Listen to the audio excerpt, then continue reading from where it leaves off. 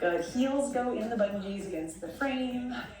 Yeah, and you're just gonna feel this buoyant self. Try not to lean back, think of lifting up and away. So part of this lift is I'm thinking of the carriage of my pelvic floor is pulling up from my glutes and my pelvis to help me lift up. I know it's a silly move, but it's good for you.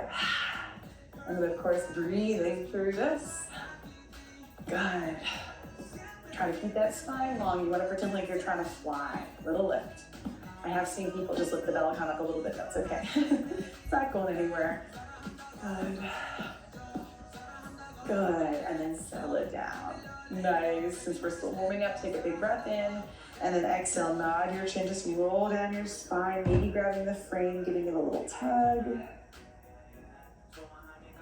Maybe stretching the legs for a quick little bit of hamstring lengthening. And then bend it back. All right, we're gonna do that one more time.